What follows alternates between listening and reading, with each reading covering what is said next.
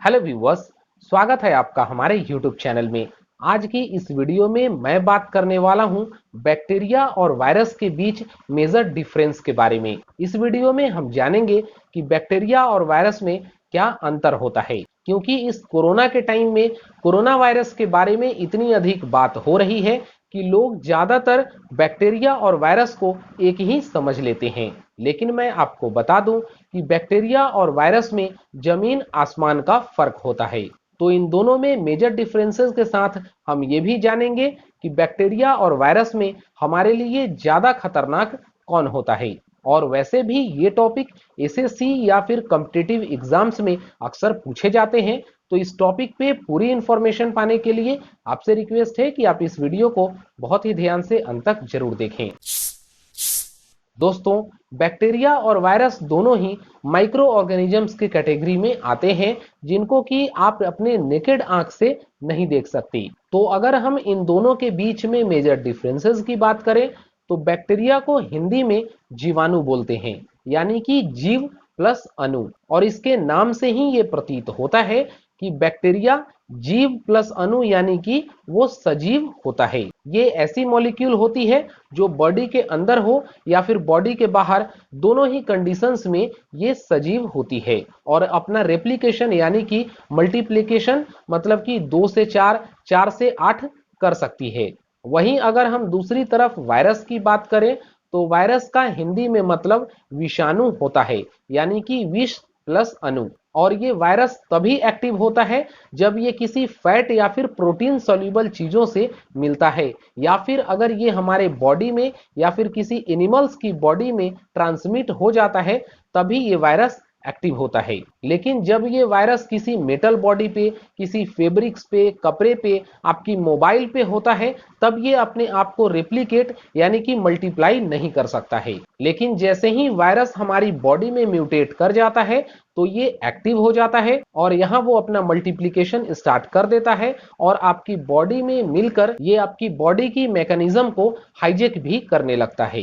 अब अगर हम बैक्टीरिया और वायरस के बीच साइजेस की बात करें तो बैक्टीरिया और वायरस में 1000 गुना से लेकर 1 लाख गुना तक की साइज की डिफरेंस होती है। अब अगर हम इसको एक एग्जाम्पल के जरिए समझें तो बैक्टीरिया 1 मीटर का लगभग 10 लाख गुना छोटा होता है, लेकिन वहीं वायरस बैक्टीरिया से भी 1000 गुना छोटा से लेकर 1 लाख गुना छोटा हो सकता है। और अगर आप वायरस को मीटर में समझना चाहें तो 1 मीटर का 10 करोड़ गुना छोटा या फिर उससे भी अधिक छोटा वायरस हो सकता है।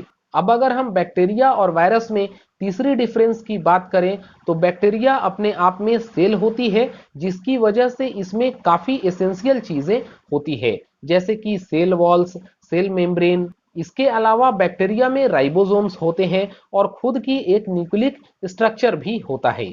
वहीं अगर हम वायरस की बात करें तो वायरस में खुद की इंडिपेंडेंट सर्वाइवल के लिए ज्यादा कुछ नहीं होता है। वायरस में बस एक सेल कोटिंग होती है, इसके अलावा उसमें जेनेटिक मटेरियल होता है, जैसे कि डीएनए या फिर आरएनए। और मैं आपको बता दूं कि आज के समय में जिस वायरस का सबसे अधिक चर्चा हो रही है वो है कोरोना वायरस, और कोरोना वायरस भी एक आरएनए वायरस की कैटेगरी में आता है। अब अगर हम बैक्टीरिया और वायरस में हानिकारक दृष्टिकोण से देखें कि इन दोनों में ज्यादा हानिकारक खासकर ह्यूमंस के लिए कौन होता है, तो मैं आपको बताऊं कि बैक्टीरिया ज्यादातर केसेस में ह्यूमंस के लिए हानिकारक नहीं होते हैं। हालांकि काफी ऐसी हेल्थ इश्यूज और हेल्थ कॉम्प्लिकेशन है जो बैक्टीरिया की वजह से होती है, जैसे कि UTI infections, skin infections, food poisoning या फिर डाइजेशन की कई ऐसी प्रॉब्लम्स होती है जो बैक्टीरिया की वजह से होती है। लेकिन इसके अलावा 99% बैक्टीरिया ऐसे होते हैं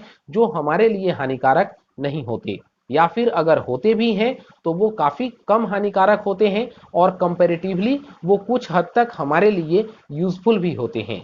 इसके अलावा काफी सारे बैक्टीरिया तो ऐसे भी होते हैं जो ह्यूमन सर्वाइवल के लिए काफी यूजफुल होते हैं, जैसे कि बैक्टीरिया हमारे डाइजेशन सिस्टम को प्रमोट करती है, ये हमारे डाइजेशन में हेल्प करती है।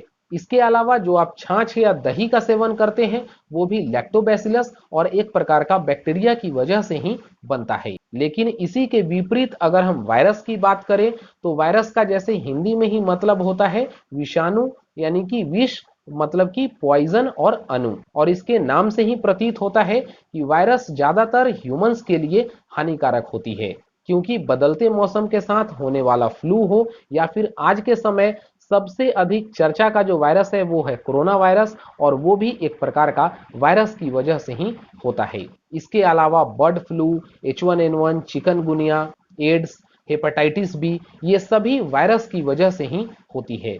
और वायरस और बैक्टीरिया में जो सबसे लास्ट डिफरेंस मैं बताने जा रहा हूं कि आप बैक्टीरिया को एंटीबायोटिक्स देकर सप्रेस कर सकते हैं, लेकिन वायरसेस को यूजुअली किसी मेडिसिन से आसानी से सप्रेस नहीं किया जाता।